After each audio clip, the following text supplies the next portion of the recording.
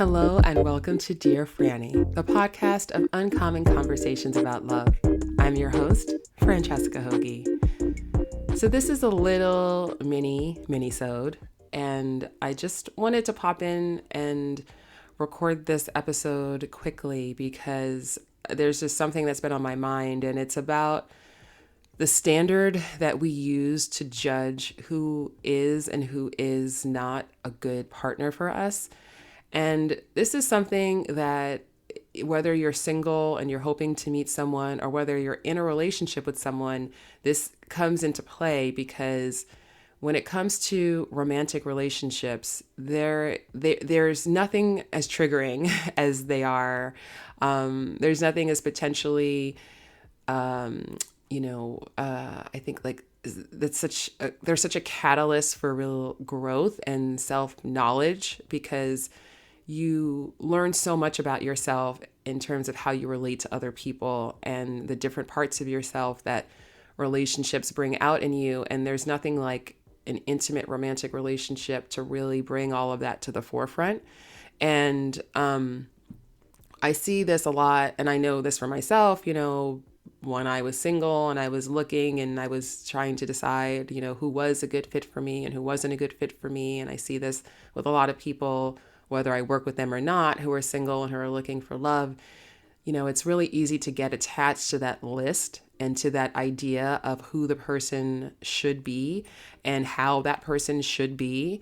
And when you're in a relationship, it's also easy to do that with your partner, to get attached to an idea of how your partner should be and get frustrated when they're not being the way that you think they should, quote unquote, should. The shoulds are something that really get us very tripped up in life in general, but certainly when it comes to relationships. And I guess what I want to say about that is if you're single and you have a list of who you want to meet, or you're putting together that list, or if it's whether it's written down or it's in your head, I would just encourage you to make sure that you are going through that list and you're really asking yourself with real honesty and really taking some time to reflect on everything on that list and asking yourself, why is this important? Why is this important? Why is this important in the context of my relationship? And it's a really powerful question because sometimes there are things that we expect from another person or want in another person. And when we actually ask ourselves why it's important, the answers don't always stand up to real scrutiny. So I'll give an example. One thing that I hear a lot from women is they want a guy who's tall, and there's varying degrees of what tall means to certain people. Shout out to my friend Kaitlan, who if a guy's less than 6'3", he's short. So if you're a 6'2" man, you're short in Corinne's book. So she wants a guy who's 6'3" and above. Some people say 5'10", some people say 6 feet, but whatever it is, that's something that I hear a lot. There's a lot of heightism in dating. And I always say, I'm like, okay, well, tell me why. I ask that question. Why do you want someone who's tall? And usually the answer is, well, that's just what I'm attracted to. I'm like, okay, well, but why? And just going deeper to really get to what's going on there. And typically, if I ask why enough, it usually comes down to something like, well, I always just assume that, a man should be taller than a woman. It's like, all right, well, why? Right? And asking yourself, why does that matter in your relationship? What is that about? Is it about, and I know this is a superficial example, but this is an easy example because it's something that's so common. And oftentimes it comes down to women feeling like, well, that's a man being tall, they equate that with a man being masculine. And if they feel they want to be with somebody who's masculine in that outwardly projected way, because then that makes them feel more feminine. And then when I pose the question, well, what if your goal was to be so grounded within your own femininity that whether a man is tall or not tall, or he's perceived as being super masculine or not, is irrelevant to how you feel about yourself? And for some women, that's a really life-changing query, because then it turns from, okay, I have this idea in my head that I should be with someone who's a certain height. And then it goes to, well, maybe the most powerful thing I can do for my life is to become so grounded in my own femininity that it's irrelevant.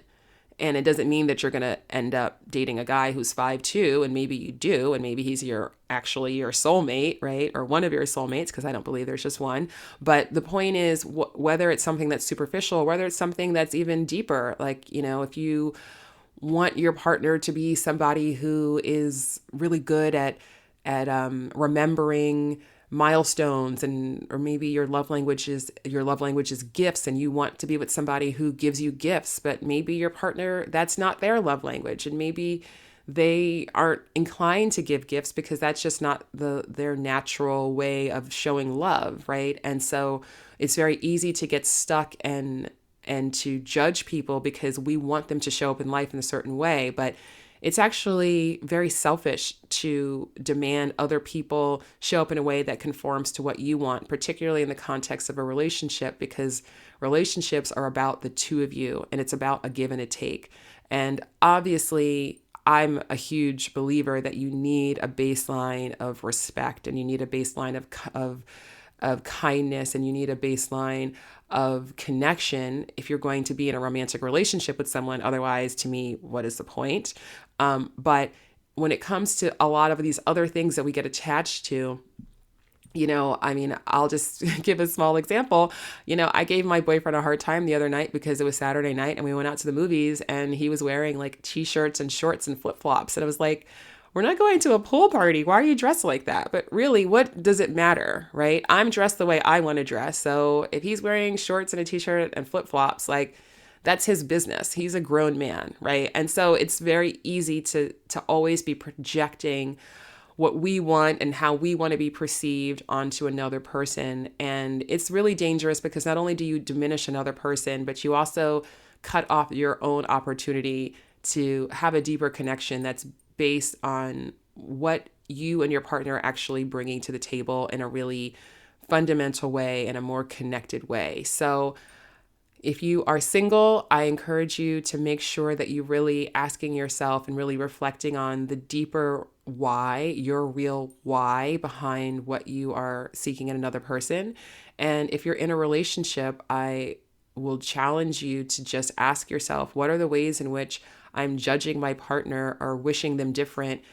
And maybe some of those things are completely fundamental, and maybe some of those things are values based, and maybe some of those things are about the respect and the kindness, and maybe those things might actually be deal breakers, but maybe those things are things that's actually, well, maybe my job here is to become more accepting. My job here is to become more understanding. My job here is to learn how to communicate my needs better. Maybe that's the work that you need to do. But I'm very much a believer and an advocate in us asking ourselves empowering questions and being very honest with ourselves and developing that self-awareness and that ability to reflect, because we have so much more power than we think we do. And when we start to blame other people or expect other people to show up in the world in a certain way that's going to conform with what we think is comfortable or what we think is, how they should show up, then that's actually very disempowering, because we're giving away our happiness, we're giving away our sense of connection, we're giving away our peace of mind to an idea of what someone else should do. And if we focus more on what we can do and how we can go deeper within ourselves and how we can become the people that we want to be in the world and see in the world and show up in the world as the kind of partners that are conducive to having the relationships that we want, that is empowering, and that is going to lead to so much more fulfillment. So that is my rant today.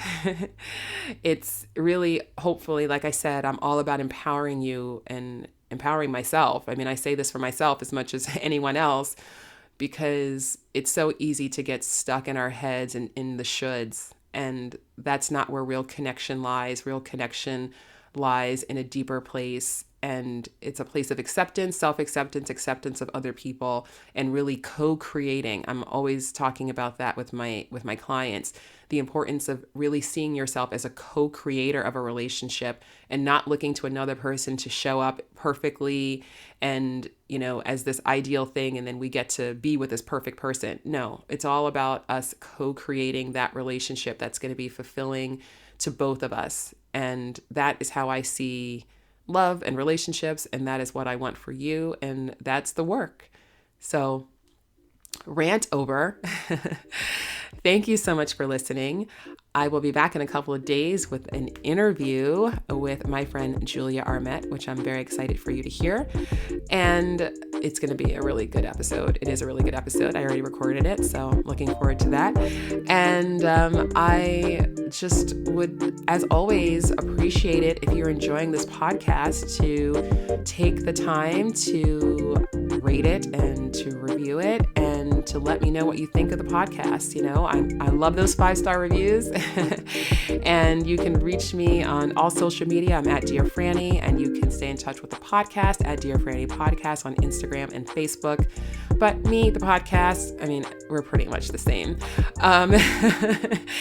Thank you wherever you are in the world. I don't take for granted that you're spending some of your time with me today, and I thank you from the bottom of my heart. Until next time.